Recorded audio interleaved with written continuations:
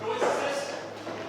Give me my longsword open. A crutch, why call you for a sword? My sword, I say. Why can you call it blade and spider?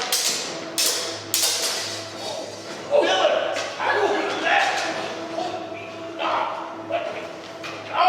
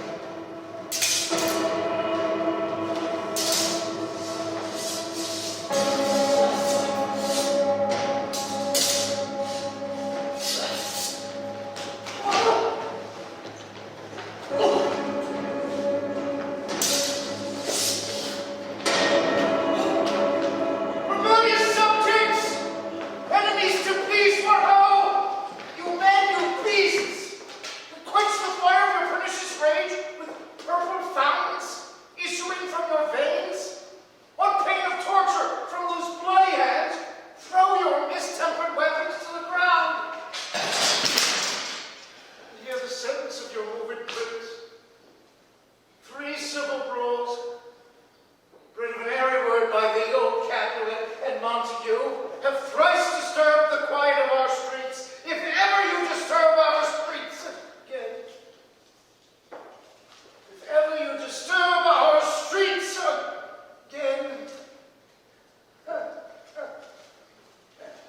if ever you disturb our streets again, your lives shall pay the forfeit of the peace. Once more, all depart!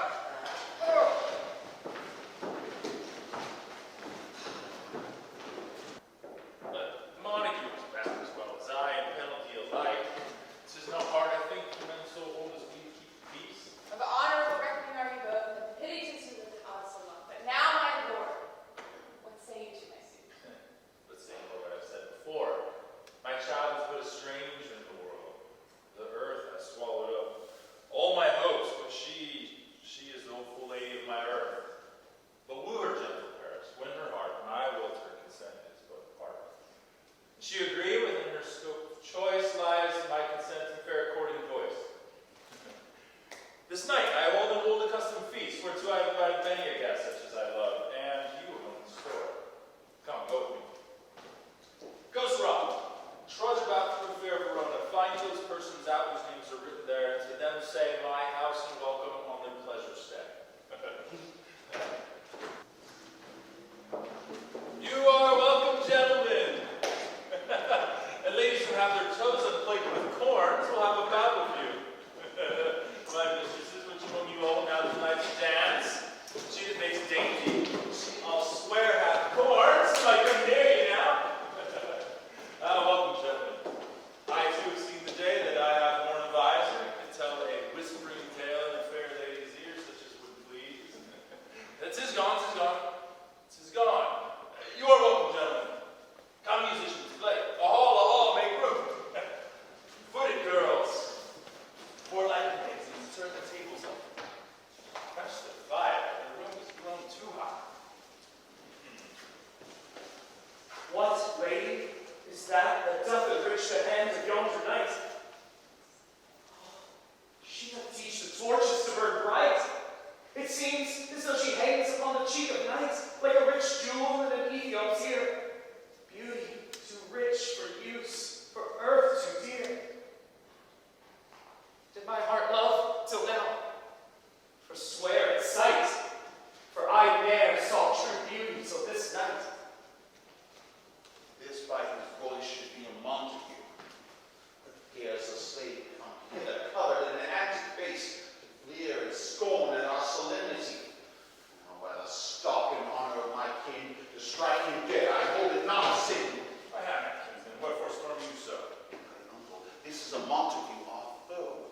A villain that is hither come in spite, to scorn at our solemnity this night. Romeo, is it? It is he, that villain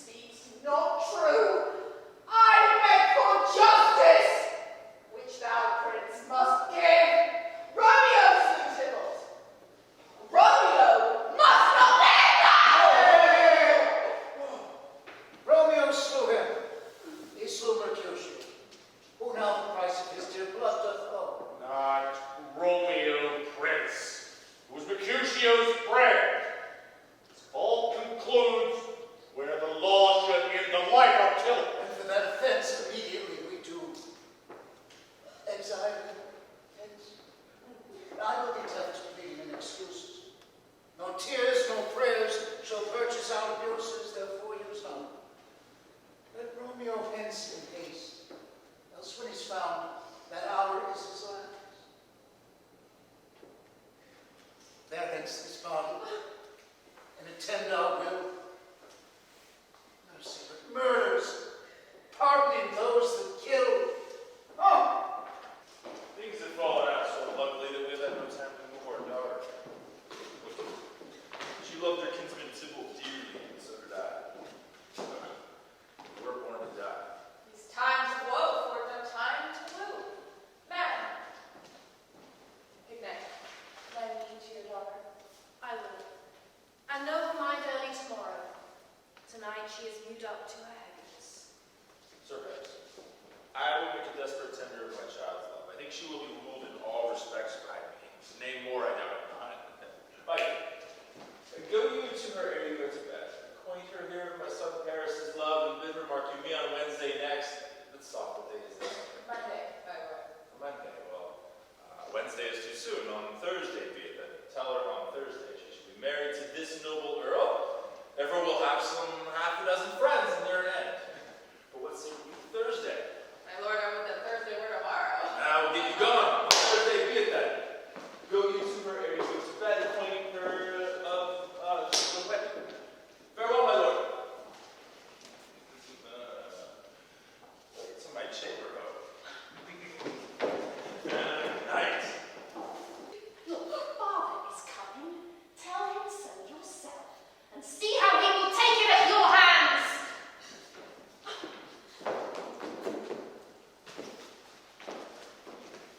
How now, conduit girl? What silly tears evermore showering? How now, wife, have you delivered to her our decree? Aye, sir. But she will none of it, she gives you thanks. I would the fool were married to her grave. Stop, take me with you. Take me with you, wife. How will she none? Does she not give us thanks? Is she not proud? Does she not count her blessed and worthy as she is? That we have brought so worthy a gentleman to be her bridegroom? Not proud you have, but thankful that you have. Proud can I never be of what I hate, but thankful even for hate that is made love. How now, chop logic? Huh? What is this? Proud? I thank you. And I thank you not and yet not proud. Mistress, thank me no thankings, and proud me no prouds. Failure find joints against Thursday next to go with Paris to St. Peter's Church, or I will drag you in a hurdle thither. Out, you green sickness, carry on, you baggage, devil face. Fie, what are you mad? Good God, I beseech you on my knees. Hear me with patience, but to speak a word. Hang thee, young baggage, disobedient wretch. I tell you what, get thee to church on Thursday, and never after look me in the face. Speak not, reply not, do not answer me. My fingers itch. Me scarce I was blessed that God had lent us but this only child. But now I see that this one is one too much. We have a curse in having her. Out of her, guilty. God heaven loves her. You are to blame my lord to make her so. Peace, you mumbling fool! Out of here, grab your gossip book, and you need it not! You ought to what? Go to bed!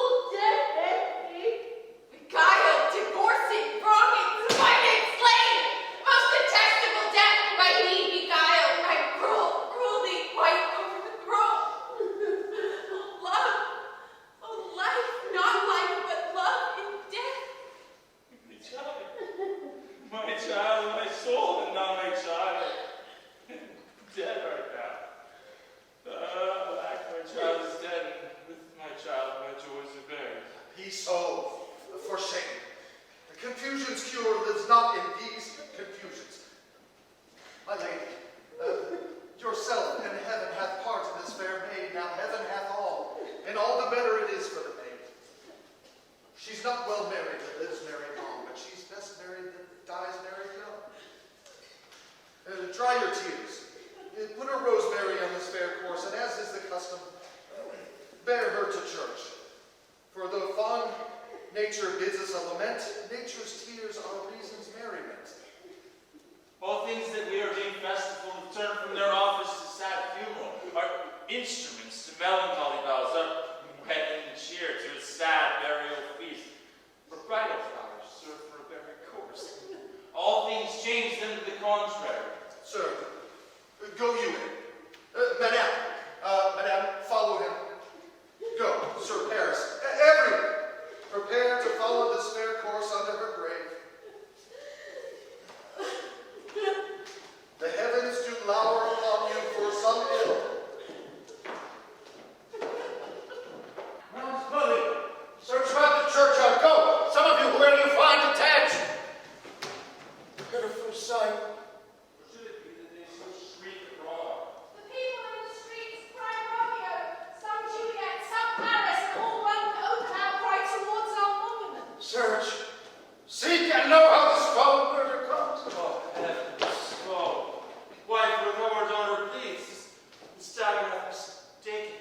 Louis' house sent for the pack of Montague, and it been sheathed in my daughter's bosom. The sight of death is as a bell, which warns my old age to a sepulchre. Come, Montague. Thou art early up. See thy son and heir more early down. Alas, my age. My wife is dead tonight. Grief from my son's exile has stopped her breath. What further woe conspires against my age? Look, thou shalt see.